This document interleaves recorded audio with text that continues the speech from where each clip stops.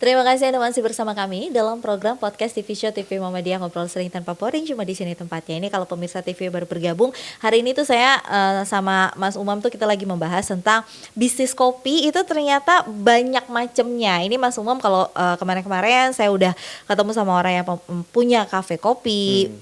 Barista juga pernah kita undang ke sini. Nah sekarang ini Mas Umam ini adalah distributor ya, boleh dibilang kayak gitu kan, distributor biji kopi dan akhirnya menjual kopi juga gitu. Nah Mas Umam ini udah ngejalanin kurang lebih 1 tahun belakangan. Biji kopinya sendiri udah dijual dari 1 tahun belakangan, cuma fokus menjual kopinya itu dari 3 bulan belakangan ini sendiri. Betul. Yang dari tadi aku bilang Mas Umam ini bisnis kopinya tuh cukup unik gitu. Kenapa aku bilang unik? Karena jadi Mas Umam ini penjual kopi tapi tidak punya kafe. Gak punya kafe itu yang pertama. Tapi kopinya itu laku banget kejual gitu. Jadi sehari itu bisa 78 liter, bisa 40 liter kayak gitu ya Mas. Alhamdulillah. Nah, kok bisa gitu di saat sementara kalau misalnya mungkin kalau kafe-kafe itu paling kejualnya cuma segelas, 2 gelas, 1 cup, 2 cup gitu. Mas Umam gak usah punya kafe tapi ternyata bisa ngejual banyak karena jadi ternyata itu Mas Umam ini melayani pembelian dari gimana sih Mas ceritanya Mas? Sebenarnya sih awalan ya main-main sendiri di rumah, jual perorangan lewat grup WA. Akhirnya teman ada ngajakin join. Ya udah Mam, gue pakai produk lu gimana? Cuman pakai brand gue kata teman gitu. Ya udah, nego-nego harga. Ya udah akhirnya cocok. Pertama ngambil cuma 20 liter dan sekarang mau jadi 80 liter. Itu daerah yang Bekasi, yang daerah Jawa, daerah Tangerang. Per seminggu sekali 20 liter. Oke. Jadi sebenarnya gini, Mas Umam itu bekerja sama dengan orang lain. Mas Umam penyedia kopinya, tapi brandnya itu milik orang lain. Dan ternyata orang lain yang bekerja sama dengan Mas Umam ini penjajakan kopinya juga cukup unik karena dia jualnya itu langsung terjun ke lapangan ya Mas ya. Jadi berkeliling kayak gitu, pakai SPG juga ya kalau nggak salah. Nah, jadi seru kan gitu. Jadi selama ini kalau misalnya kita mikirnya bisnis kopi itu ya udah buka kafe, nggak mesti kayak gitu juga gitu. Ternyata teman-temannya Mas Umam dan Mas Umam sendiri ini punya bisnis yang cukup unik yang tadi saya bilang gitu. Nah ini udah berjalan berapa lama tuh berarti kerja sama kayak gitu sistemnya? Kalau baru 2 bulan. 2 bulan. Tapi 2 bulan ini sendiri udah lumayan banget tuh. Lumayan, seminggu bisa 3 kali produksi, bisa 2 kali produksi. Sekali produksi 78 liter. Wow, jadi tuh saya kalau saya lihat kebetulan saya bermain media sosial, jadi saya setiap ngeliat postingannya Mas Umam tuh, Masya Allah, Mas Umam lagi sibuk banget bikin kopi. Alhamdulillah. Alhamdulillah ya. Tapi gini, kan berarti kalau ngomongin kopinya pakai kopinya Mas Umam, tapi brandnya brand saya. Taste-nya sendiri itu gimana? Ya kalau tes sih, alhamdulillah belum ada komplain. Paling baru komplain, ini kurang pahit Mam, yang ini Mam, kopinya kurang strong ini. Dan itu kan saya mikir kalau lidah orang tuh beda-beda. Benar. Ada yang standar segini, ada yang kurang pahit, ada yang kurang manis. Saya ya udah pokoknya standar buatan saya segini loh. Kalau misalnya dia request Mam kurang pahit, ya udah next order gituin aja, pahitin. Cuma minimal beli misalnya seliter kayak gitu ya. Oh berarti sebenarnya kalau saya pikirnya ketika memang dia order dalam jumlah banyak itu tesnya pakai selera mereka, tapi enggak, ternyata pakai tesnya Mas Umam sendiri. Iya betul. Oke. Nah Mas Umam sendiri ngejualnya berapa banyak varian? Saya cuma ada 3 bekarang ini. Apa Gula aja? aren, hazelnut sama pandan. Oke. Nah, salah satu yang bikin Mas Umam juga kenapa pada akhirnya dilirik pengusaha penjual kopi lainnya adalah karena Mas Umam ini jualnya harganya tuh cukup sangat amat menggiurkan gitu buat para. Iya beneran, jadi istilahnya kan berarti kayak Mas Umam tuh sebenarnya kayak open reseller ya sebenarnya secara tidak langsung gitu. Kenapa harganya menggiurkan ini sendiri sebenarnya karena ternyata Mas Umam itu yang tadi Mas Umam udah sempat singgung di segmen awal adalah Mas Umam tuh punya peternakan sapinya sendiri. Itu yang membuat salah satu cost-nya jadi lebih murah gitu. Ditambah lagi kopinya dari petaninya langsung, itu juga semakin jauh lebih murah. Nah boleh dikira-kira nggak sih, kan aku nggak tahu nih sebenarnya kita nggak usah bahas rate aslinya, tapi kalau boleh dibandingkan misalnya kayak ini, yang ini 250 liter ya, mililiter 250 liter besar banget. 250 mililiter ini kalau range harga jualnya kan biasanya berapa sih?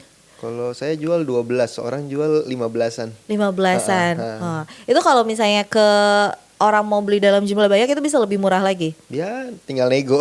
Tinggal nego. Wah, itu masih lumayan loh gitu. Maksudnya masih ngambil untung 3.000, 5.000 rupiah gitu kan bisa itu banget. Masih bisa masih bisa banget gitu. Berarti kan gimana orang nggak tertarik gitu buat kerja sama-sama Mas Umam. Tapi kalau Mas Umam sendiri berarti ngambil keuntungannya memang nggak terlalu banyak atau memang sebenarnya ngambil untungnya udah banyak gitu deh? Banyak, keuntungan saya tuh ya 2 kali lipat dari harga modal.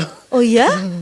Wah. Bahkan lebih bisa, keuntungan bisa 70% saya itu. Oh iya, berarti emang karena bahan bakunya lebih karena milik pribadi itu. Betul, jadi kan karena saya pakai Robusta Lampung itu kategorinya cukup murah lah, dan saya sekali beli seminggu 20 kilo itu habis seminggu. Wow. Dan itu saya beli 20 di atas 10 kilo, petaninya dapat potongan harga. Oh gitu, jadi makin murah lagi. Jadi lebih makin murah lagi. Oke. Jadi saya ngeborong. Nah ini kan kalau yang tadi orang pesen kopi langsung gitu ke Mas Umam. Tapi ada gak sih orang yang pesen bahan bakunya aja, misalnya kayak orang bisa pesen susunya aja gak sih dari Mas Umam atau? Bisa sebenarnya. Oh bisa. Bisa aja, cuman ya saya agak repot kalau begitu ya, cuman nggak juga sih, tergantung pemesanan aja saya. Cuman rata-rata selama sejauh ini orang mesen ya udah jadi begini. Oh udah dalam bentuk ini. Orang juga lebih ini karena lebih praktis ya, nggak usah mikirin segala macam. Tinggal jual gitu dengan harga yang cukup mumpuni gitu. Sama aja dengan dia bikin produksi sendiri soalnya. Ya bisa lebih mahal. Oh iya benar. Karena kalau nggak ada alat dan segala macam ya kan, ini nggak usah mikirin alat segala macam, udah pokoknya terima beres. Termasuk sama botolnya atau botolnya dari mereka? Tergantung, kalau misalnya botol dari saya ya harga pasti lebih tinggi. Oke. Kalau misalnya dia botol, Mam gue botol sendirilah, ya udah tinggal berarti dia cuma beli air.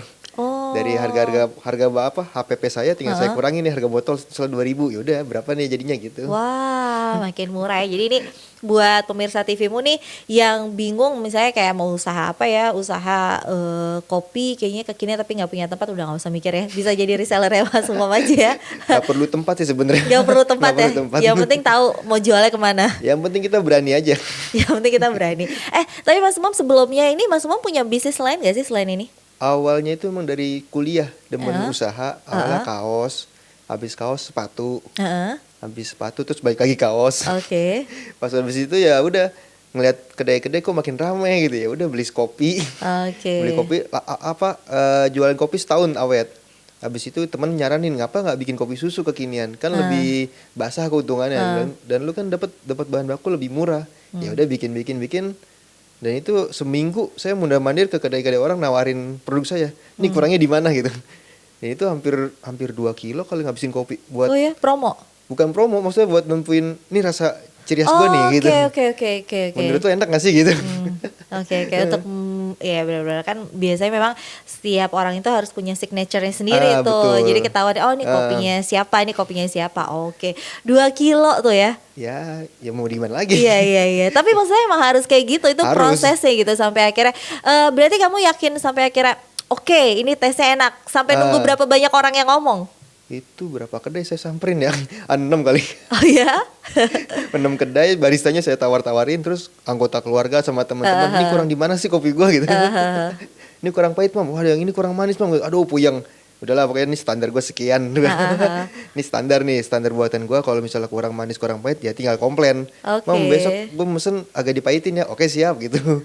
Gue susunya dikitin aja ya, siap gituin. Paling gitu. Seru. Selama ini setelah bisnis kopi, bisnis yang lainnya masih tetap jalan atau gimana? Udah gak kepegang. Sibuk ya Bapak ya, sibuk di sini. Lumayan Pak. Kemarin buat kopi susu 80 liter sama susu sapi 45 liter. Wow. Minggu kemarin. Oke. Berarti selama ini pesanan terbanyak yang pernah Mas Umam? Ya kopi susu. Berapa banyak? Itu seminggu bisa hampir 90 berapa, hampir 100. Wow. Seminggu kayak saya kadang ya ngajak temen. Kalau sendiri gak kuat.